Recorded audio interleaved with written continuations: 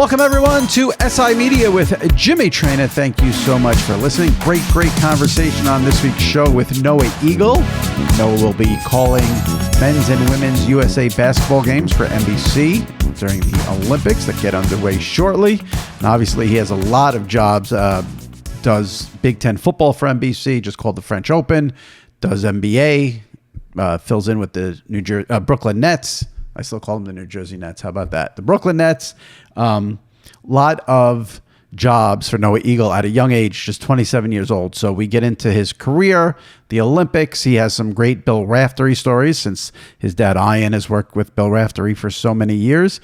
And a bunch of other topics with Noah Eagle. And then, of course, we have Sal Licata and Traina Thoughts following the interview with Noah Eagle. Before we get into it, let me just give you a quick recap of what's gone on here on the SI Media podcast over recent weeks. We have some phenomenal episodes. We had Sports Business Journal's Ben Fisher on last week to talk about the case of the NFL Sunday Ticket, DirecTV, where it all stands. So if you've had Sunday Ticket, you want to know what's going on with that case, when you'll get your money, if you'll get your money, how much money you'll get. That was on last week's episode. A couple of weeks ago, Jason McCourty talked about not being part of Good Morning Football when it returns in a couple of weeks. And Jason's always fun to talk to. That was a good interview. Pablo Torre on his unique podcast was on this podcast recently, along with Derek Jeter and Tom Brady. So if you missed any of those episodes, go into the archives, give them a listen, subscribe to SI Media with Jimmy Traina, and leave a review on Apple. We'll be reading them in an upcoming episode, all the reviews that you leave. All right. Let's get to it now. Noah Eagle, followed by Traina Thoughts and Sal Licata. All right here, right now, on SI Media with Jimmy Traina. All right, joining me now, first time with me on the SI Media podcast, a busy man. And we will be seeing a lot of him coming up soon with the Olympics. And he is Noah Eagle. Noah, how's it going?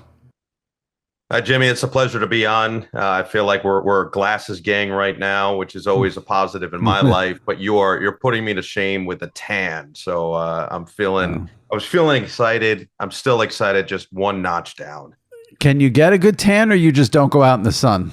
You see, when I was a kid, I would get great tan. Yeah, great tan. But then as I became more of an adult and I was spending much more time inside, I thought that I could just get right back to it. And apparently it doesn't work that way. Your skin starts to adjust to its environment. So I went on a vacation finally this summer with the family, and my shoulders were burnt to a crisp, which I was not accustomed to. I was never a burner.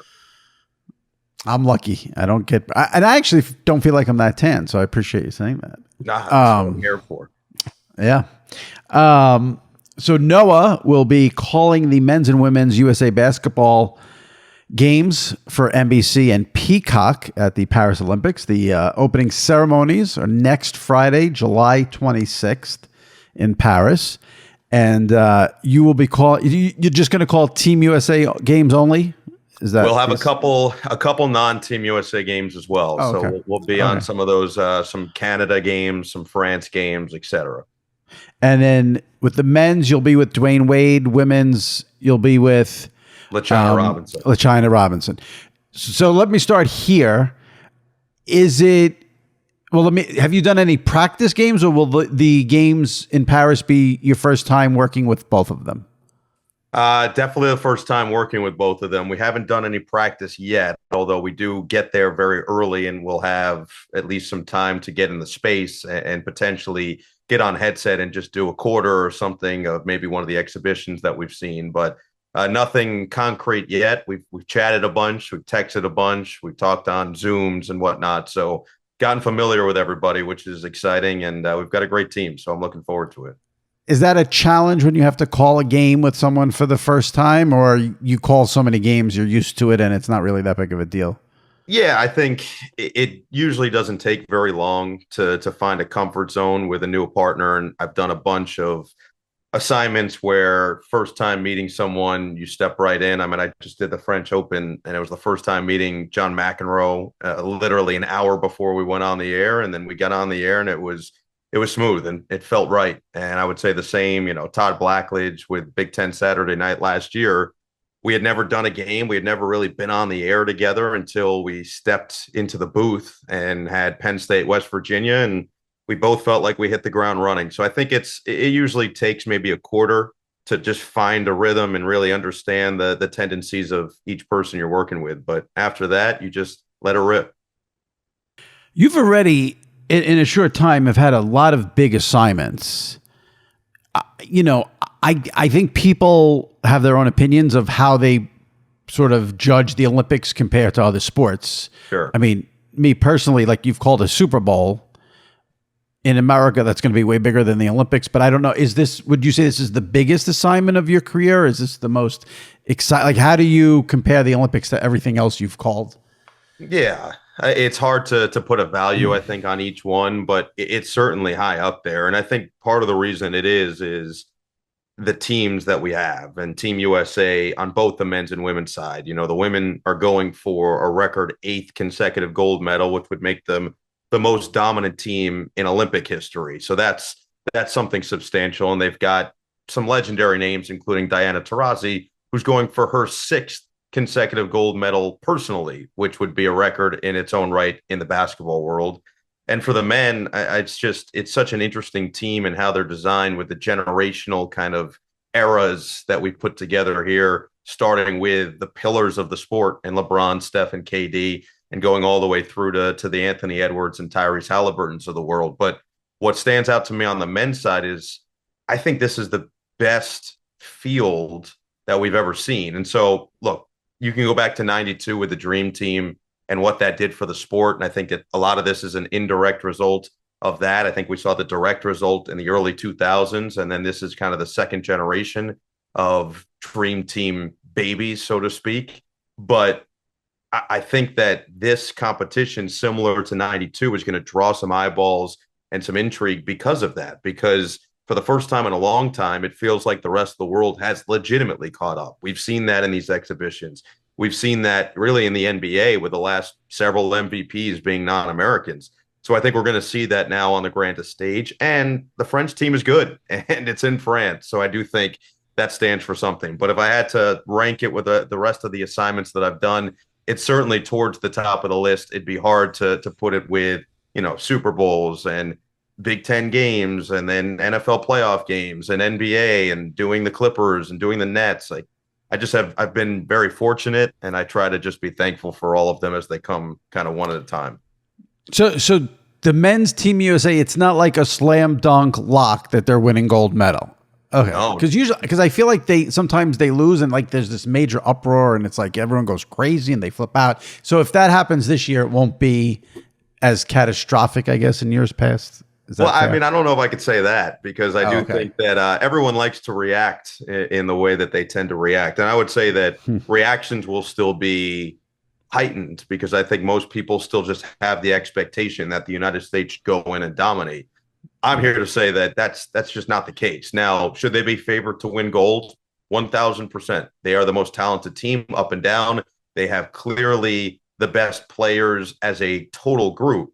But the one thing that is interesting to me that I don't think we could say in past years, I think that almost every other team, or at least a lot of the other teams in this competition, feel like they have the claim to saying we have the best player on the floor. You look at Canada, Shai Gilgeous-Alexander, he was an MVP candidate this year. He could easily be the best player on the floor against the United States. Obviously, Serbia with Nikola Jokic is probably the best player in the world right now. I think Victor Wembanyama considers himself the best player on any floor he steps on, and he's getting close to it. Certainly, Giannis Antetokounmpo could say the same thing for Greece, and the list goes on.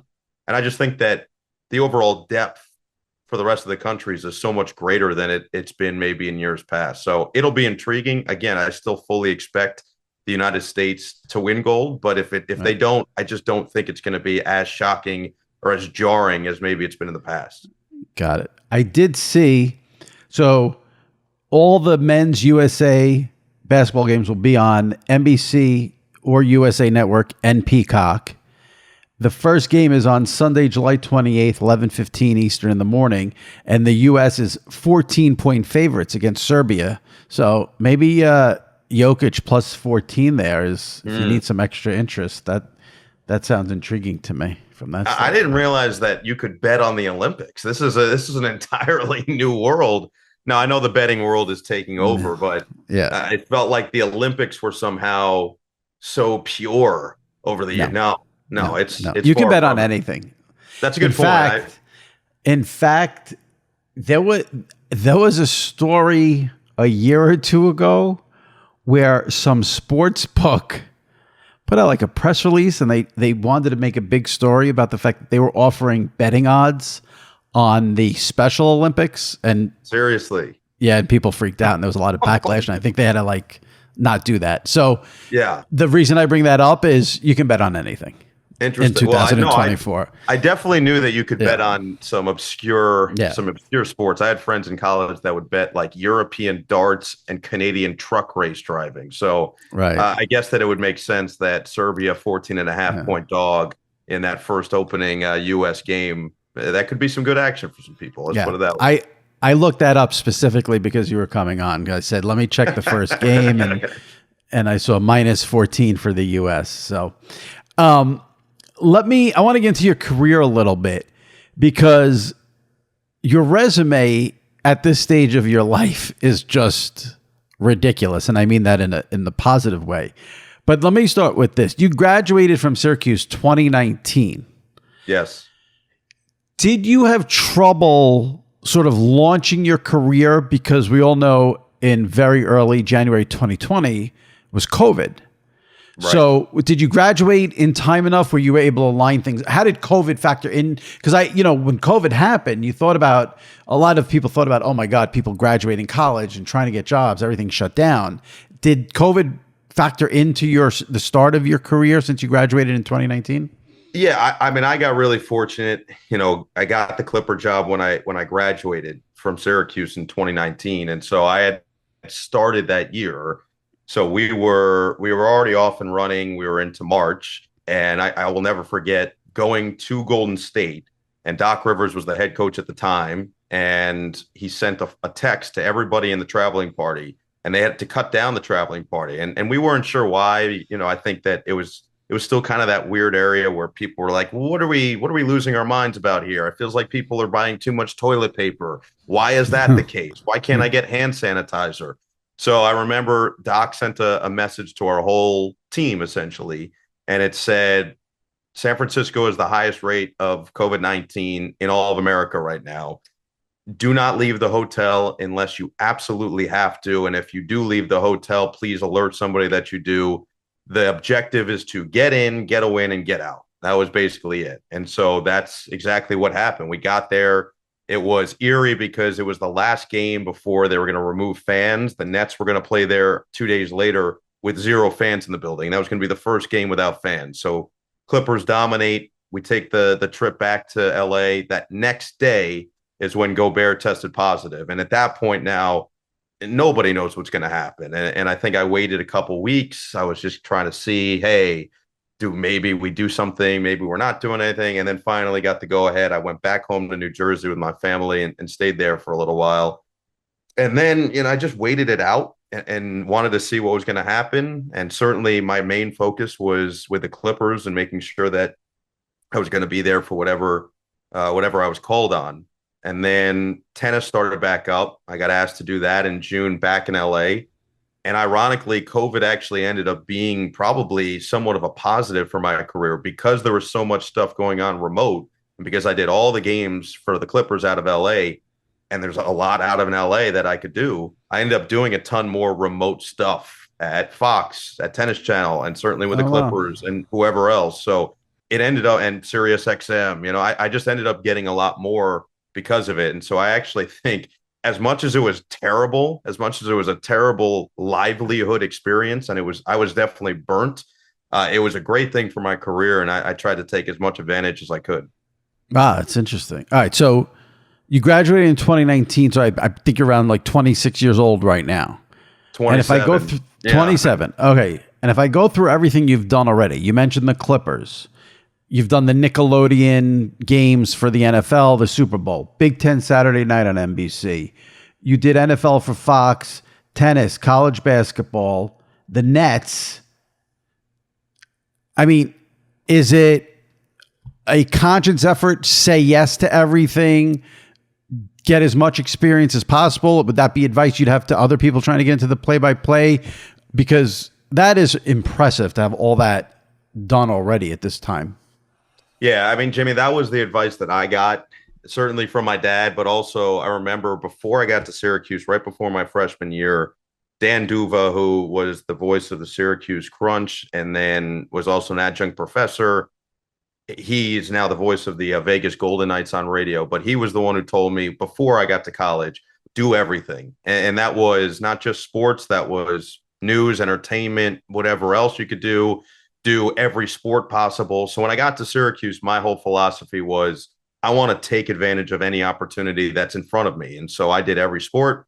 I was any of the roles, producer, director, would I try all of it. I ran teleprompter for a year. I ran a camera for a year. I just did all of it to see what I would like and what I didn't like. I hosted a game show in the area. And so I just did as much as I could. And I think I took that mentality with me into the start of my career. And for the first 5 years here, 1000%, it was just say yes and figure it out along the way. If something was offered, just keep compiling because you just never know. You might say yes to something you never thought you'd do. And it might be the thing that changes the trajectory of your life. It might be the thing that you fall in love with above everything else. So, yeah, I'd say that's been my mentality. I'd say then now moving forward, the more that you do, that you can start to be a little bit more selective. But I still feel like I'm in a stage of my life and my career that I accept the challenge and I want the challenge and I want to see how far I can push myself kind of towards that line. And so we'll see what that line looks like in the next couple of years. Do you have a favorite sport to call? Yeah, basketball. I was always a passionate basketball fan. I'm a basketball junkie, a historian, all of it. I love the sport from a young age, despite being 5'7 3/4", 5'8" on the best day possible with zero athletic ability. I was gravitated toward it really from the very start. So how do you manage doing Clippers radio and some Nets TV during the season? What kind of juggling act is that like? Yeah, so I'm no more Clippers for me. So it's Okay. moved back to the East Coast, which I'm from here originally, from northern New Jersey. Oh, right, because you were doing the Big Ten also for NBC. Exactly. I should have. That's Yeah. my bad. Yeah. All right. So That's a stupid it's question. been good though. It's been a nice, Right. been a nice adjustment, I would say, to be back in the Northeast. And you do Chargers preseason as well? Correct. Yes. When I had your dad on, I don't know, sometime in the past year, and I gave him shit for still doing Jets preseason games. I'm like, Ian, you've been an announcer for like 100 years. You thought of as one of the all-time great play-by-play men of all time. You're the number 2 on CBS. You call them the tournament fight. Like, do you really? And the Jets, just a pathetic franchise. What are you doing their preseason games for? And I brought that up to Kevin Harlan as well, and they both were like, listen, Kevin Harlan was really interesting. He said he uses that to get his voice actually in shape for the season. Obviously, you're younger, you're starting out, so I get it. But I guess if your dad's doing preseason, then you have no excuse not to say the preseason is beneath you. Yeah, I mean, I guess that's definitely one way to look at it. I'm similar to what Kevin, and I'm sure my dad said the same thing, but for me, it's the best thing for it. There's two things for me. One, I do it with Dan Fouts, who I've known since I was 13 years old. So that's awesome. That's cool. That's really we go cool. back. Yeah, we go back, and his wife Jerry is always around, and she's wonderful. So I get to hang with them, which is great. So that's the first part of it. The second part of it is it gets me in a rhythm for when my real season starts. And so this year I'll miss the first game, but I'll do the final 2. So even just getting those 2 preseason games before I go to Ann Arbor week 1, it just gets you into a much, much clearer rhythm so that I can hit the ground running for the games that quote unquote matter. That's the main reason for it. All right. So I mentioned all the stuff you've done. I just want to be clear about this. Have you ever called an MLB game? Never called one. I hosted studio for Fox for MLB. NHL? Never done NHL. I've never done a hockey game, period. I've not done golf. I've done one Nickelodeon golf event, actually. One Nickelodeon golf. Yeah. MMA? No, definitely not. It's never WWE is a no also. That's a no. All right. So out of those 5, MLB, NHL, golf, MMA, WWE, if you can call one, which would you want to do? I'd say I put golf at the top. That's a good question. Yeah, I would say golf probably goes number 1. And then after that, it would be an interesting decision. I think, unfortunately, it's not because I don't like the sport. I would say I'd put NHL at the bottom because I've never done a hockey game, and to really be into the intricacies of the NHL would take a long time. Like, at least I follow Major League Baseball, but when you're doing NBA and college basketball, it's impossible to also follow NHL Yeah. at the level you have to. So that would probably be at the bottom. I'd be intrigued. I'd be more into boxing than MMA, honestly. I do like boxing. I think I'd be down to do some boxing over MMA or WWE, but I'd be intrigued by them. And to go back to what I said, they're all a challenge for me. So I'll Yeah. accept any of All right. It seems you're busy enough, but I just had to ask if them. if we were going to expand that already lengthy resume. Family members excluded. What announcers did you love listening to growing up and even now? And I don't think broadcasters say like I'm going to try to emulate that guy or be, everyone Sure. wants to be their own. But who role models, announcers you enjoyed? Just if you want to throw a few names out there. Yeah, I think you take bits and pieces from broadcasters. You don't necessarily, I mean, my dad has the great stories from when he was a kid that he literally copied Marv Albert and just wanted to be Marv. And he would get up in the morning and his parents would say, "What do you want for breakfast?" And he's like, "Over easy." Yes. A lot of that. But I would say it wasn't like that for me. Mike Breen's at the top, though, as a basketball guy, and hearing bang and hearing the big calls, and that's what you want at the end of the day, is you want to be a part of big calls like that. And especially for an NBA fan, Joe Buck was always high just because of, one, I always felt like he carried himself really well with his strong presence on the air, but two, obviously with the similarities with the upbringing and having a father who did it. I always looked up to him and Kenny Albert for how they handled it and how they've gone about carving their own path. I think Dave Pash is excellent, does just really good work. He's really solid. No matter what you put him on, he's going to deliver. I think Adam Amin is outstanding himself. I think Jason Benetti is really, as smart of a broadcaster as you're ever going to meet in your life. And so you take what he says and the vocabulary and the sense of humor, and you can blend all of that together. And I think there are some young up and comers and younger guys who people will start to get to know a little bit more. I think Mike Monaco is really, really good, and people are going to start to recognize that. I went to school with Drew Carter, who's as talented as they come. So I just think that we're in an era right now where there are a lot of really, really good sports broadcasters. So we get to reap the rewards of those. But yeah, those kind of early names, and then certainly I can't leave out my current teammate now, who I would say was probably the guy outside of my dad and Mike who I looked up to among the most, which would be Mike Tirico. And that was mostly because I think you put him in any role and he's elite in every role. So you put him in play-by-play, he's elite. You put him as a host, he's elite. You want to send him out as a reporter, he's elite. He just does everything at an elite level. And that's really what I aspire to do. You Syracuse guys always stick together. It's That's unbelievable. What we do best. Yeah, it really. Yeah. Yeah. I mentioned all the gigs you've had, and you got, people come on here and sometimes they've got something going on in the background, but you got a pretty good flex going on. I see your Emmy back there over your shoulder. What was that like, winning the sports Emmy? Pretty surreal. I think unexpected in a lot of ways, that it would happen early like this. It was mostly special because both my parents were there. My dad was nominated, and I was hoping that we would get the albatross in the double eagle, but maybe one of the years in the future that could happen.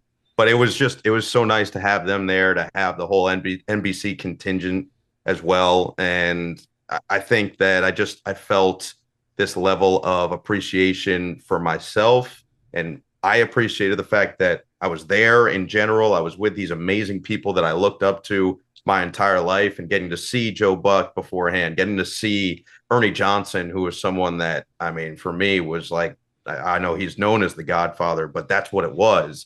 So to talk to him and to talk to Greg Olson and so many of these others that I really respect in the industry was cool in its own right. And then to feel this level of appreciation from NBC as well, of, hey, this was well deserved, well earned, and we appreciate what you brought to us in year one and excited for the future. I think that was all just a culmination of everything. But it's certainly not what I do it for, and I know you hear that all the time, the cliche.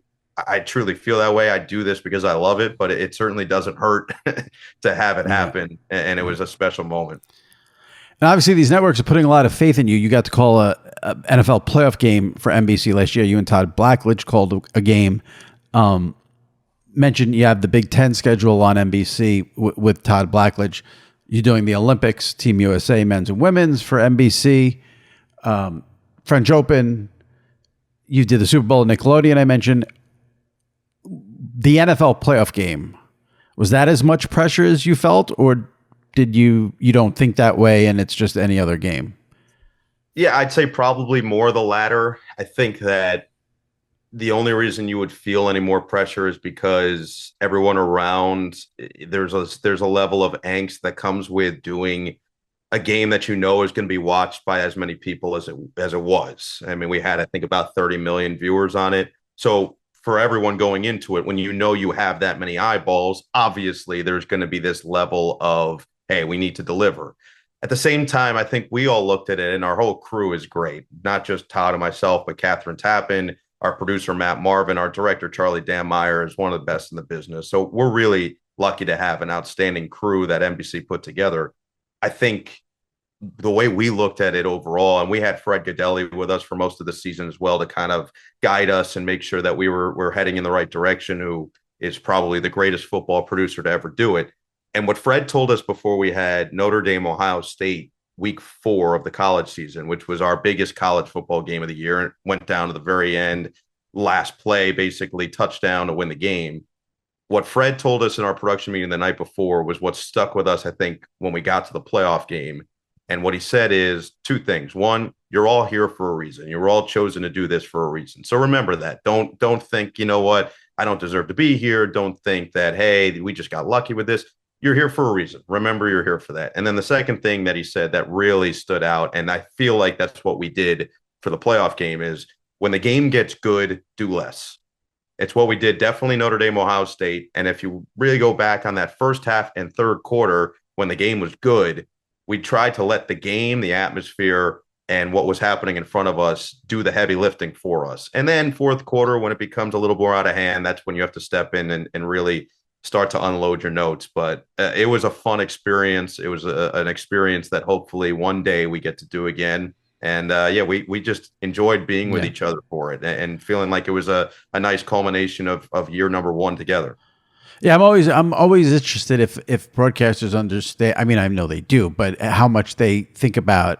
I mean, there's a big difference between doing a college football game on a Saturday night when there's a million college football games going on, a standalone NFL playoff game, 30 million people. You got people like me who are watching to see what the announcers are going to do. I mean, that's a whole different animal.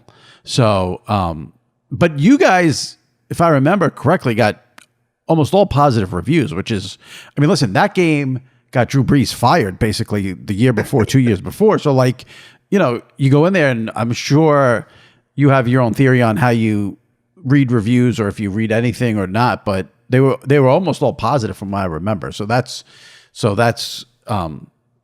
huge. Yeah, we got lucky. And I think that I've been fortunate with a lot of these broadcasts.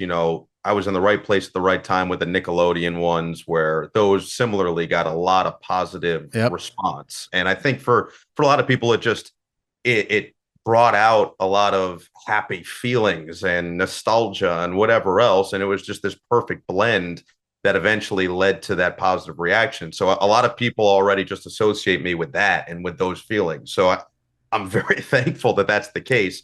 If it was the opposite, and I'm sure at some point it always goes that way, like that's the way I always look at it, is it evens out over time. And so for me, as long as I feel like I'm putting in the right amount of effort to prepare for a game, I'm treating everybody the right way along the way, I'm doing my due diligence to make sure that I'm really taking every assignment as seriously as possible, then it's all good. And I know I have the opinions of those that I value.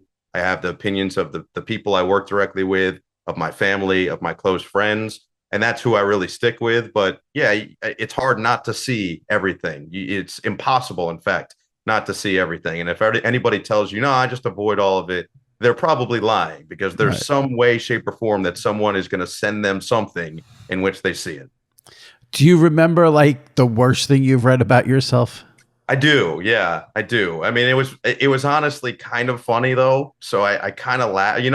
The Jimmy Kimmel mean tweets.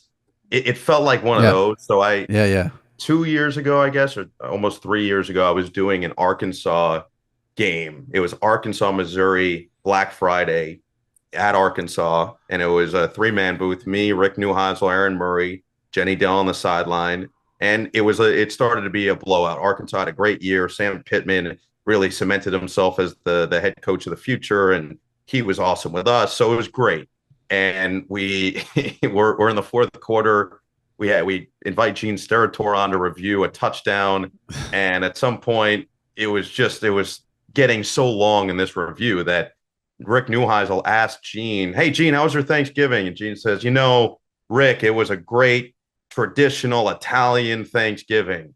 And so I had the opportunity to just say, "Oh, you know what I think of Italian Thanksgiving? I think of Tony Soprano saying, 'Time for turkey sandwiches,' where he throws it at the sleeping grandfather. Janice's boyfriend. Yeah. Exactly. Yeah, correct. Yeah. Exactly. So he throws he said, 'Time for turkey sandwiches.' I did the impression, and someone tweeted, whoever did that Tony Soprano impression should have to face the North Korean justice system. That's the one that always will stick with me. Reasonable, very reasonable. Yeah, and I said, but even if I did, what would happen? And they go, "What'd you do?" I go, I did a Tony Soprano impression, a bad one during Arkansas, Missouri. Like, what a bad him. I don't know what the reaction is. I have to say, when you were telling that story in my brain, I'm going, how is this going to lead to a negative comment? I couldn't feel. I'm like, that's a great reference. That's a phenomenal play off of what Steratore did. You got the scene right. I couldn't figure it out, but okay. So they didn't like the Tony impression. Yeah, Got it. They felt that it was unnecessary and really just poorly done. And they want North Korea to handle it. They do. They want North Korea to step in. Fair. All right, I want to ask you two things here before we wrap up. I was doing a little research. Was on your Wikipedia page, and I was just wondering if you can confirm, deny, or explain this sentence on your Wikipedia page. It says, quote, "Growing up, he, Noah, considered working as a television dentist in a role similar to Dr. Oz or Dr. Phil." Is that true?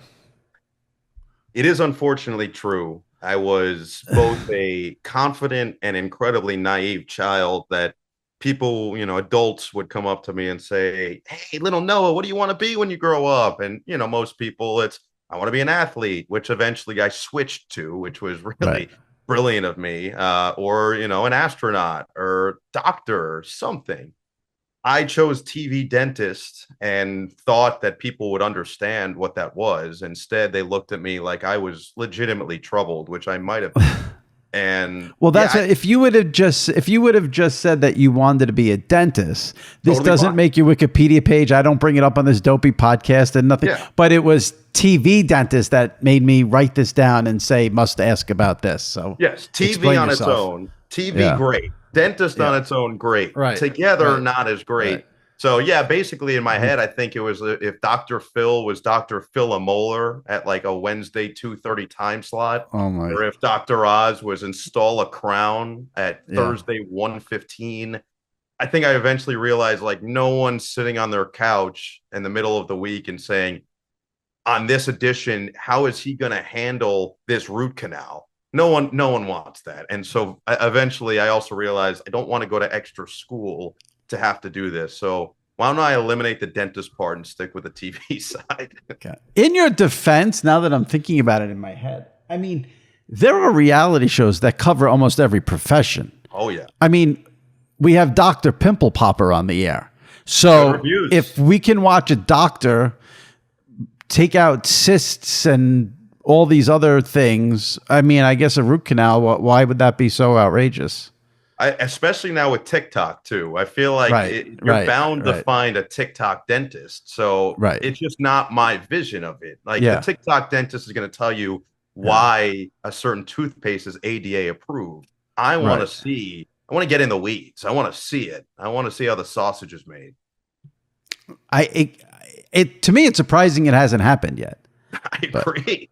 I agree, but honestly, they deserve to, or I should say, I deserve to get some kind of royalties if it does. I feel like I came up. Absolutely. Yeah. Yeah. Where is the TV dentist show?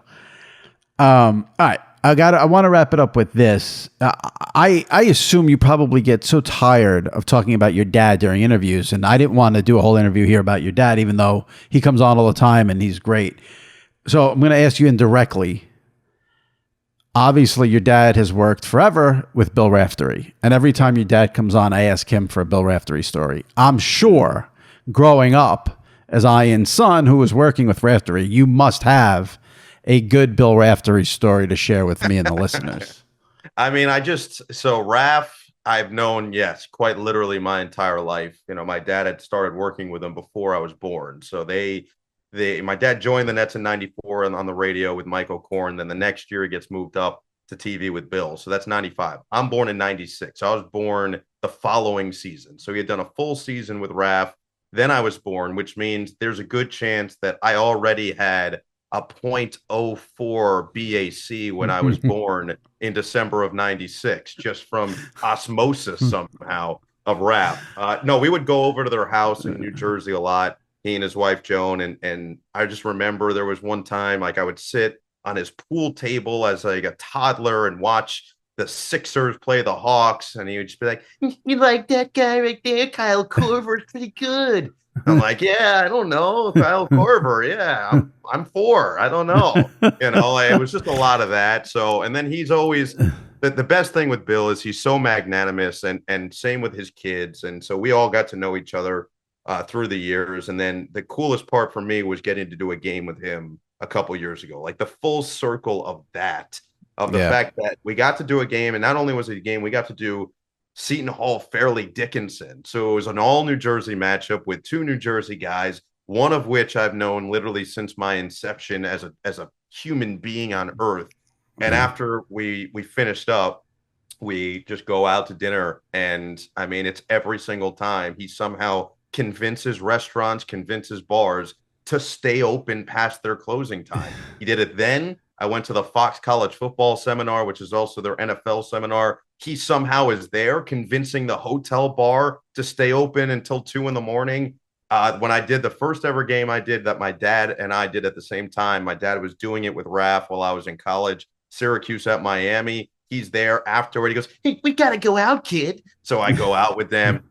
Literally, we're the last people in the restaurant. We go to the bar at the hotel, open till 2 a.m. I don't know how he does it. I don't know how he not only does it, but I know my dad tells it all the time. He'll be out all night and you'll see him the next morning. He's just like, "Fun night, huh?" And I'm like, "How are you okay?" I'm 21 and I'm struggling. You are not, and you are very much thriving. So every story you hear about him is 1,000% factual. I love the man. I love the family, and just so thankful to have them in our lives. That's why he's a legend. I've met him a couple of times at, media gatherings and stuff. And there's nothing better than what you see is what you get. There's no on-air Bill, off-air Bill. It's one Bill. So that's when it's always good. Yeah, it's awesome. And so I've loved to see him do some of these USA showcases as I've gotten ready for him. So it's been fun. When do you leave for Paris? Leave on the 21st, Sunday. So it's coming up. Is this your first time in Paris, or have you been? No, I was there for the French. Right, that's right, obviously. Yeah. Third time. Yeah. So I've been 2 times for the French Open, one of which was COVID. So this last time was the first kind of real experience. Real time. Yeah, I'm trying to learn French, but Jimmy, it's a really difficult language. Where would you rank Paris on your list of cities? Top high. 5, top 10? Oh, high. Okay. Yeah, it's got to be top 5. Probably would check out, but at minimum top 10, I would say it. Got it. What would be in the top 2? Well, New York. I lived there, so I love it. I would say Toronto might be up there. I love Toronto. London would be high. I was last second edition to go to Dublin last year for that Notre Dame game. Dublin would be a surprise appearance, I think, in the top 10. I'm not surprised by that. I can see that being a fun place. Yeah. I think I should probably tell Raph, of course, what's wrong with you? It's a lot of I'm surprised he didn't try to meet you there for an outing. Let me do this here so keep everybody happy. So we got the Paris Olympic opening ceremonies on Friday, July 26th on NBC. Noah Eagle will be calling the men's and women's Team USA games. Every game on NBC or USA Network. Everything, of course, on Peacock. The first game will be on Sunday the 28th at 11:15 Eastern. USA 14-point favorites against Nikola Jokic. So we'll see what happens there. No, appreciate you coming on. Have a safe trip. Enjoy the Olympics and be well. Jamie, thanks for having me, man. Appreciate it. My pleasure. Thanks. All right, joining me now, as he does every week for our Traina Thoughts segment from WFAN Radio in New York, SNY TV in New York, and he's doing this on a week off. Yes. Look at the dedication, my buddy Sal Licata. Only you could get me to work on vacation. I thought for sure you would blow this off this week. No, well, I like doing it. First of all, we haven't caught up, so I like catching up each week. I'm home anyway, so it's easy, as long as we set up a good time, so I'm good to go. How's the vacation going so far? It's going pretty well, although it keeps coming back to me that a vacation with, a wife and a 3-year-old is not really a vacation. Like I drop off at school, pick up at school. These are not things that I normally do. So now I'm doing that, but still it's been good. Well, let me ask you this, though. It's been like 5,000 degrees here where we are, and you have a pool. I hope you're at least in the pool every day. Yeah, the problem, yesterday we were in the pool. So Monday I was trying to just get some stuff done. So then the rest of the week I didn't have as much stuff. Yesterday we had a little bit of stuff to do, but then basically the majority of the day was in the pool. So it was nice to be in the pool with my family, just relaxing, listening to music. The problem is it's so damn hot. Even the pool is not refreshing. Yeah. Yeah, I skipped the pool yesterday too because it was too hot. Look at this. My Jimmy Traina bobblehead fell. Have you had a moment where you've missed being on the radio because there was something you wanted to talk about? Nah, not really. There's nothing going on this week. Yeah, I mean, I've had a couple of opinions on certain things. Like Pete Alonso had a really nice showing for the Mets. Really good job representing the Mets on the national stage. But ultimately, I don't care. Why? What happened with Pete Alonso? I guess he was awful in the Derby, and he was awful on the strikeout. Time out. You want to criticize Pete Alonso because he didn't perform well in the home run derby? Fake, made up, not real thing? No, but that's his thing. The reason why I would get on Alonso is because he didn't deserve to go to the All-Star game, but baseball selected him to represent the Mets because his home run derby acumen, or whatever you want to call it. So then he's a flop in the home run derby, 0 for 1 with the strikeout in the All-Star game, which, by the way, I did not watch a second of. I found out about it the next day. I was like, oh, yeah, I forgot about that, and just saw the stats. That was it. No big deal. That's ridiculous. I'm glad you're not on the radio this week. Don't kill anyone for All-Star game and home. You could have one criticism. He should say no to doing the home run derby. I wouldn't want any Yankee doing the home run derby ever. So not only did he say that, he said, if I'm not an All-Star, I'm not going to participate. So baseball selected him as the All-Star, even though he didn't deserve it over Lindor. And I see. Okay. That's my issue. Bush League. Right. That's Bush League. Yeah. And then, but that's baseball. Baseball. And then when he gets asked about it, he's like, oh, you know what? This is great to go. Like, he didn't even say Lindor should go ahead of me. Nimmo should go ahead of me. Yeah. He wanted to go. He wanted to be a big shot and show off in the Derby. And he gets embarrassed in the home run derby and 0 for 1 with the strikeout. That's all. You can't get embarrassed in the home run derby. It's not a real thing. It's a fake, made up event. Yes, I agree. Alonso cares about that more than anything. So that's why. That's it. But no, outside of that, nothing. So I didn't watch anything either, and to piggyback off of it, I do have to offer a mea culpa and say that I was flat out wrong. I wrote about this today in my column, because last week, I think we had talked about the off-season version of Hard Knocks on HBO with the Giants, and I said I don't have any interest because if the Giants have final edit, what's the point? So this week, with no sports going on with the baseball stuff, I said, all right, let me dip in and at least give it a shot. So I watched all 3 episodes that have aired, and I was 100% wrong. The off-season version is better than the regular version. I did not think we would get that much inside front office stuff. Now, listen, I think you'll probably appreciate it a little more if you're a Giant fan. I'm not a Giant fan, and I thought it was. I think if you're a football fan, just to see what happened with Saquon Barkley. You've got the Giants basically saying they want to draft a quarterback while they're trying to say that like they're all in on Daniel Jones, which is fascinating. The way they were preparing for Barkley leaving, and then they had discussions, which you saw, about Devin Singletary, DeAndre Swift, Josh Jacobs, Zach Moss. I'm shocked they have shown what they have shown. Pleasantly shocked, because it's a must watch. Yeah, but kudos to the Giants. I thought I told you this last week that you maybe would like that's it. why I decided to watch it. Yeah. Yeah. Only, and I didn't know if it was just me being like into the Giants, but I did find it fascinating, the conversations. Right. I like it better. I'm with you. I like it better than the preseason one now. Yeah. Well, I'm not into the Giants at all, and I was riveted. Right. I was shocked they showed what they showed. Yeah. It also made me think, like, I don't know, there's a part of me, I mean, we touched on this last week, like when Brian Daboll is like calling out those plays, like I've always thought like NFL coaches want to sound like geniuses and with the coded, with the language, why to this. And it's like, how about just throw the ball to get the guy gets open and then you throw it to the guy who's open, but whatever. But I felt the complete opposite in the front office, like listening to the way some of these guys talked about like the players and the unknown and like they sounded sometimes like us, the way they were talking about players in the front office. And the Giant front office, if I was a Giant fan, I would not feel like totally confident. Like everyone seemed unsure, and I don't know. I thought it was a fascinating look at things. The thing that I learned, and I know we know this, but when you see it on full display like that, is that we always talk about the guy, like Joe Shane's the GM. However, all his lieutenants, all those people are just as like he's just like, all right, should we do that? Okay, right. Yeah, we should do that. Should we go for this guy at $6 million or this guy at $3 million? It's like, what?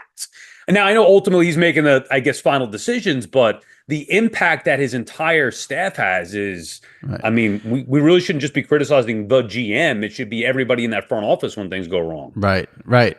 And I didn't think owner John Mara came off particularly well. I mean, I don't want to lose Saquon. He's our most popular player. John, you're supposed to win games. Doesn't have to, I mean, and you've not won any games with Saquon Barkley, and he gets hurt every year. And, he has 7 carries for 5 yards and then has 3 carries for 30 yards. Who cares if he's plus you have no other players on your team who are popular. So like, right. But that's the point of, I thought it was okay. Now, again, he let his football guys make that football decision, which was the right thing to do. Right. But the fact that he got bothered by saying we're going to lose our most valuable player or our most popular player to the Eagles was going to be tough with him. And that's exactly what happened. But the Giants did the right thing. I don't know. I think there's way too much made of losing a player to like someone in the division, or like the Yankees and Mets won't make trades. Like, it's so silly. Like, I mean, I guess in the division, I don't know. No, I'm with you. I said this on the air the day after, or the day of, actually. Like, who cares? He's gone. He's not here. What's the difference where he is? Right, you have to worry about your team. You can't worry about the other team. Exactly. I've said this for years with the Mets too. Like, typical. The Mets will let him go when the guy goes and has success elsewhere. He wasn't getting it done here. Travis d'Arnaud was one of the worst catchers I've ever seen in my life. So when the Mets finally cut him, I want to throw a party. And then people, but look what he does with the Rays or the Braves. I don't care. He couldn't do it. Sonny Gray with the Yankees. He sucked here. So who cares if he has success with the Reds afterward? Right. Right. I think a big part of that, it's a whole side tangent, but there are players who can't hack New York, Mets and Yankees, but that's a whole other thing. Different than Barkley, obviously, but still same point. So I was glad. So I watched the 3 episodes of Hard Knocks. Highly recommend it. I guess I'll try to maybe dip into the Receiver show on Netflix now too. It's getting me starting to get the juices flowing a little bit for football. I got to tell you a story about that real quick. Yeah. I ripped that show last week, right? You and I were talking about it. I'm like, why would I watch? Like, if I want to watch football, I'm going to watch football. I don't care about behind-the-scenes stuff. One of my good friends who I used to work with is a producer on the show. And I felt bad just ripping it and destroying it. And so did he hear you rip it? One of his good friends that is also a producer listens to this all the time. So I kind of preemptively said, oh, geez. Hey, just so you know, I wasn't too kind to the Receiver. I didn't watch it. just not. But now I will check it out. Yeah. How is it that this is my podcast and you're the one who always gets in trouble and I never get in trouble?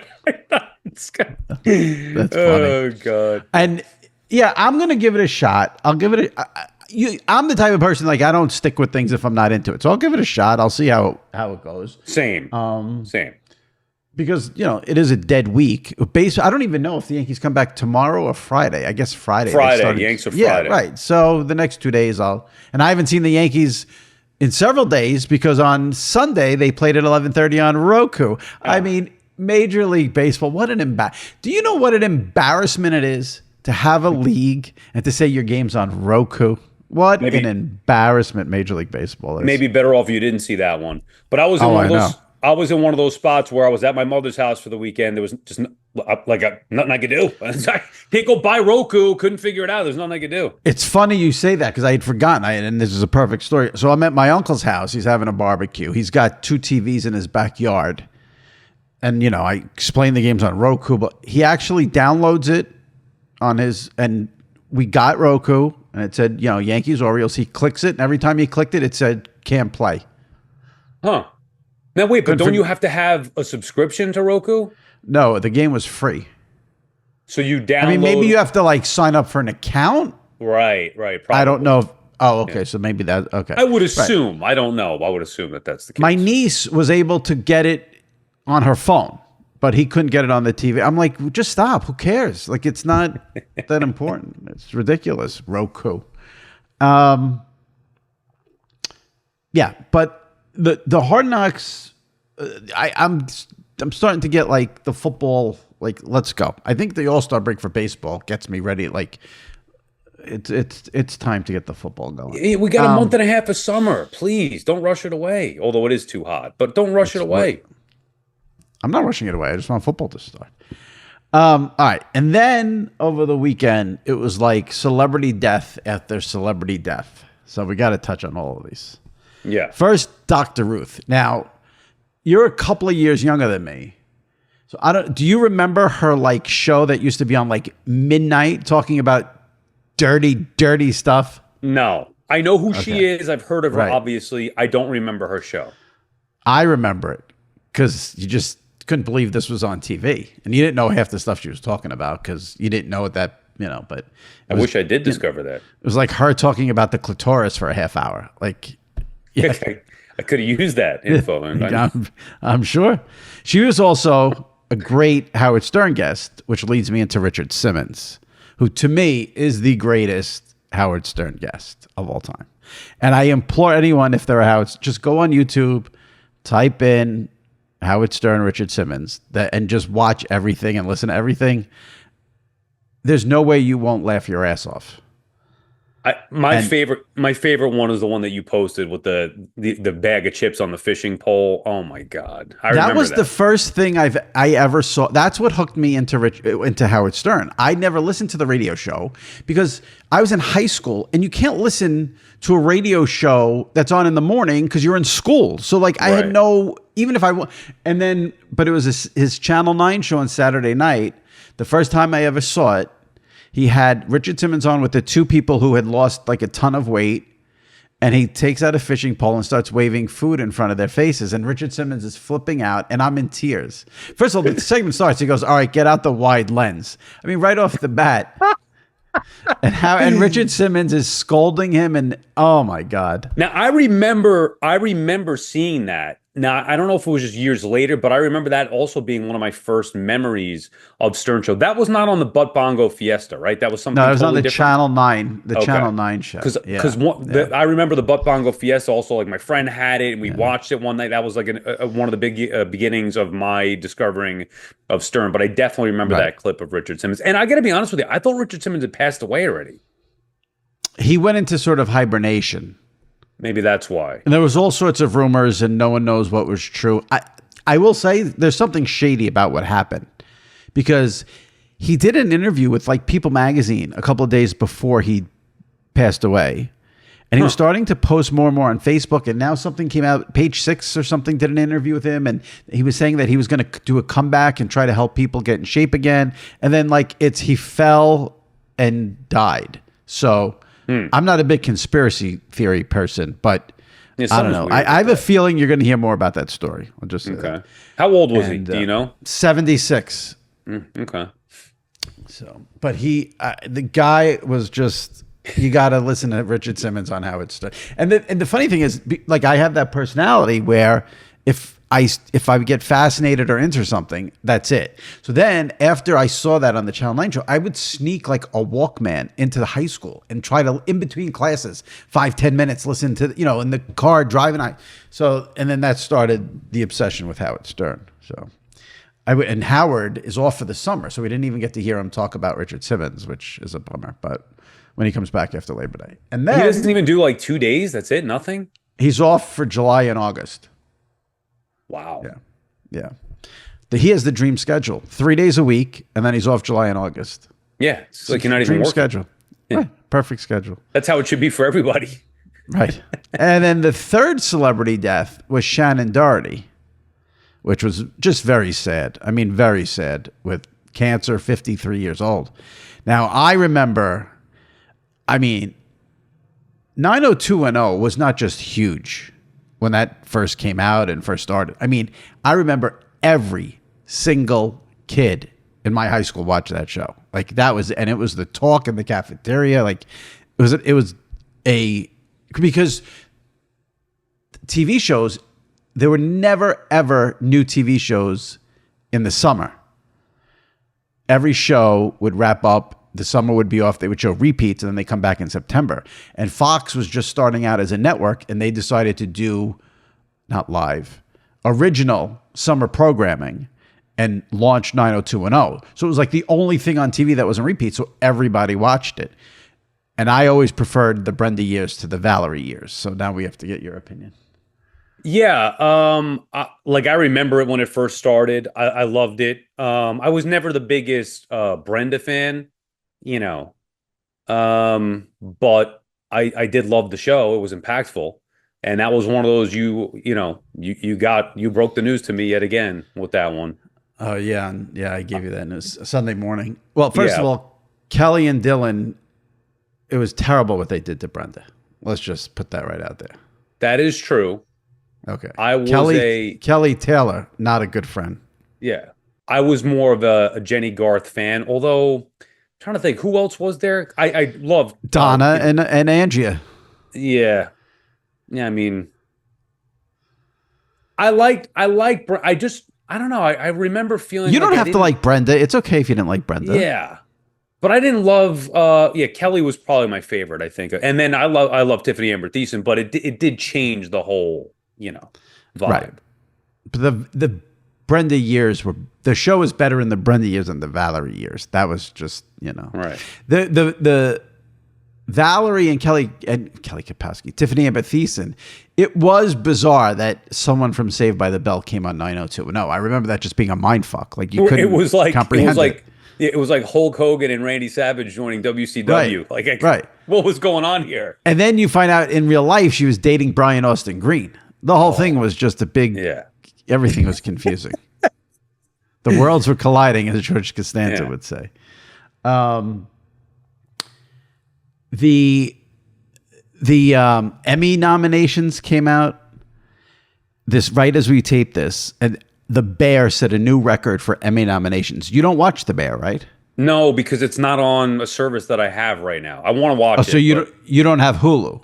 Correct. Why do you have Hulu? Like, I don't understand. Because I've told you this a million times. There is a bundle with Hulu, ESPN, and Disney Plus, and you get all three for like $12 a month. No way you get all three for $12 a month. $12.99. For all three? Yeah. Because I don't want to have... I have Disney, and then I just went through a thing because I got switched to Verizon, so it's giving me Disney 6 months free. So now I'm on that run. At some point, I do want to watch The Bear. I'm hoping it gets to Netflix. Do you have ESPN? Not like ESPN Plus. Oh, you don't? No. What do I need that for? What's on there? Well, there's NFL games on there, exclusive. I don't think I missed a game. So how do I? Oh, maybe. No, wait. The international, like they had I think they had an exclusive London game last year.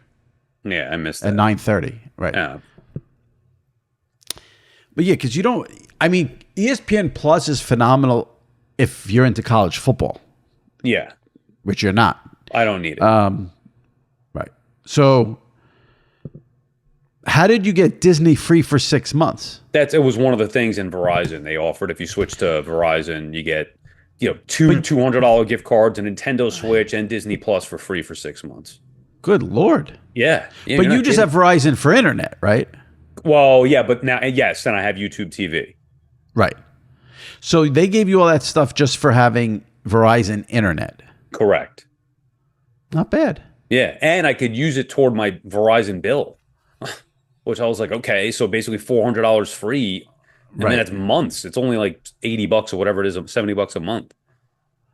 I feel like it's a good deal, and I haven't missed cable at all, honestly. As of now, I don't know if that's going to be an issue, but I haven't missed it now. I think if I got rid of cable, I don't think I would miss channels. I just miss the comfort, ease, flipping the channels. Like that's. I know. I mean, as I get older and older and older, I watch fewer and fewer and fewer channels. Right. So I don't think there'd be anything I'd miss. We watch mostly Netflix anyway, or HBO. I got HBO for a couple of different things, but stuff on actual TV, minimal. I'm trying to think. Yeah, I don't know. I just like put on ESPN, put on the MLB network. I know. Like that's, You could still do that. It's just different finding it. And you get used to it eventually. Like it caters more to you. Like I put Seinfeld on there, and I just got Seinfeld episodes up the wazoo on YouTube TV that just pop up. So I watch that a lot more than I would because it's there in front of my face now. There really could be a psychological study about this, because that's my thing. I would never, ever sit at home, go to Netflix, and put on Seinfeld. Never. Right. Me neither. If I'm flipping the channels at 11 o'clock and I come across channel 11 and Seinfeld's on, then I watch it. Yeah, it's funny you say that, because I guess I didn't even realize that I had them all on Netflix. But because of YouTube TV and it pops up when I go on TV, I'm like, oh, I'm going to play this one now, and I'm doing something, whatever, and I have it on.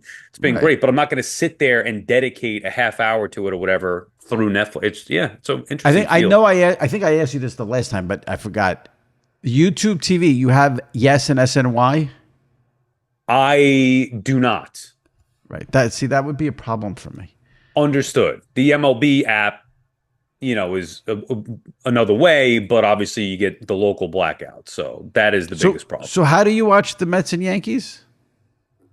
I have a thing that we use. Oh, you're in the TV business. I got it. Right. So that makes sense. Okay. I got it. Are you into the college football video game that came out? No. Are you? Okay. No, but you're more of a video game guy than me. Yeah, but no, you and I play the same video games. I haven't bought a new system in probably 20 years. I'm with you. I don't play the new stuff. I would just play like Nintendo or Genesis. Got it. I didn't realize that. Okay. Yeah, I never had a PlayStation, an Xbox, a Wii. You didn't even get that far. I never had Xbox. No. I had a PlayStation 2, I think was my last new system. Right. I'm okay to find time to watch the games or watch TV, let alone, I don't know how people do it, how adults do it. Right. I agree. All right. And so anything we need to know about for the rest of your vacation? No, I'm hoping to finish I downloaded at your suggestion, the Kramer book. I'm listening to it, Audible. I signed up for Audible and got a free credit for a month. I'm loving it. Loving every minute of it. But good. I hope to finish that, get some stuff done around the house, relax. I mean, it goes too fast though. It's already Wednesday. You know what I mean? I get very nervous when I give out a recommendation and someone doesn't like it. Throws me off.